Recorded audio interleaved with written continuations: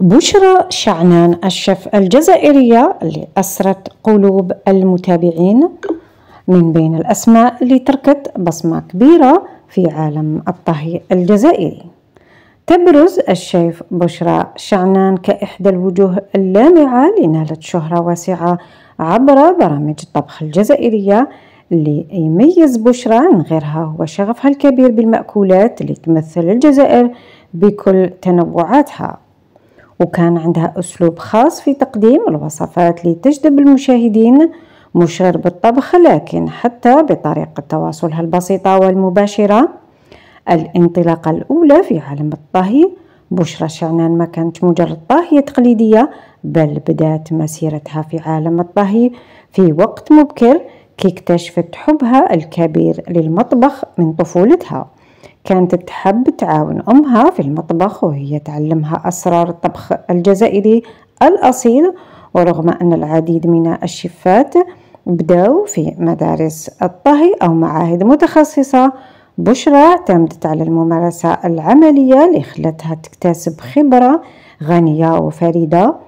بداية الشهرة كانت عبر شاشة التلفزيون، وبدأت في عالم الإعلام من خلال برنامج آلو شيف، وهو برنامج طبخ كان يعرض على قناة الشروق تيفي.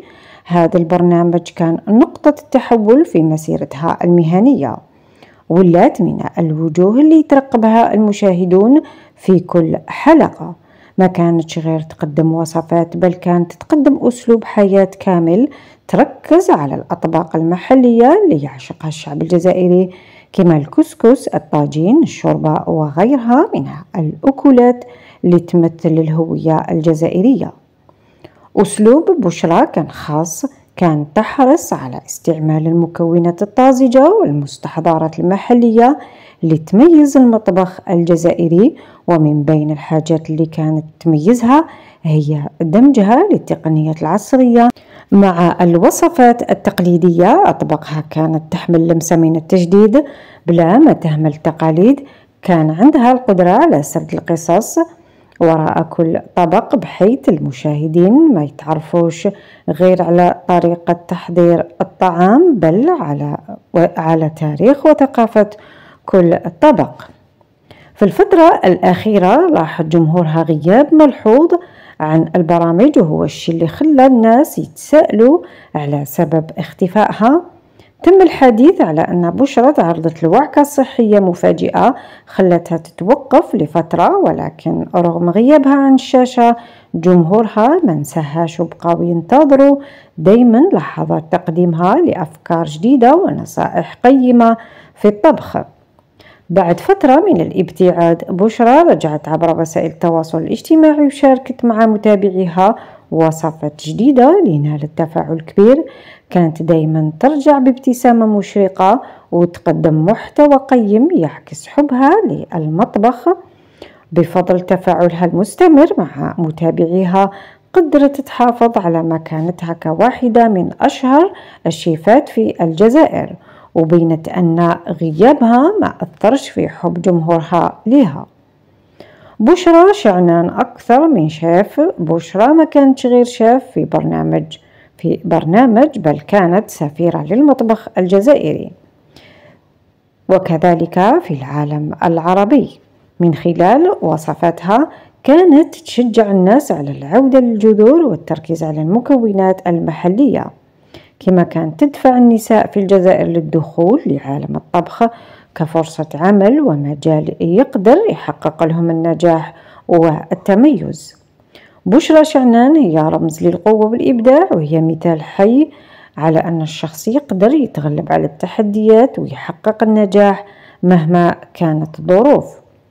ما كانتش غير شيف مبدعة، بل هي جزء من تاريخ المطبخ الجزائري الحديث، وتركيزها دايما على الموروث الثقافي والتقاليد اللي لازم نفتخر بها كجزائريين. مؤخرا قامت بعدة أنشطة وأعمال جديدة في عالم الطهي.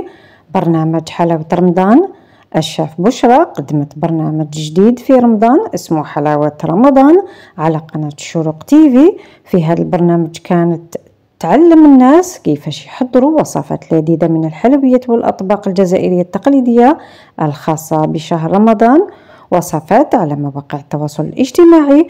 بشرى شعنان تواصل نشر وصفات جديدة على حساباتها في وسائل التواصل الاجتماعي مثل فيسبوك وإنستغرام باش يتعلم المتابعين كيفاش يحضروا أطباق مبتكرة وسهلة. أيضا مشاركة في برامج أخرى، شاركت في برامج أخرى مثل ألو شاف، وقامت بتقديم ورشات تعليمية للناس على كيفية تحضير بعض الأطباق الخاصة. الشيف بشرى تحب تتفاعل مع متابعيها، ترد على أسئلتهم وتساعدهم في تحضير الوصفات وتشارك معهم نصائح مفيدة للطهي. بالإجمال بشرى شعنان تواصل تعليم الناس وتبادل الأفكار وحول الطهي سواء من خلال البرامج التلفزيونية أو عبر الإنترنت، وتعتبر واحدة من الأسماء الكبيرة في مجال الطهي في الجزائر.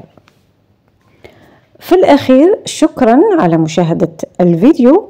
إذا عجبكم المحتوى ما تنسوش الضغط على زر الإعجاب والاشتراك في القناة باش يوصلكم كل جديد. شاركونا آراءكم واقتراحاتكم في التعليقات.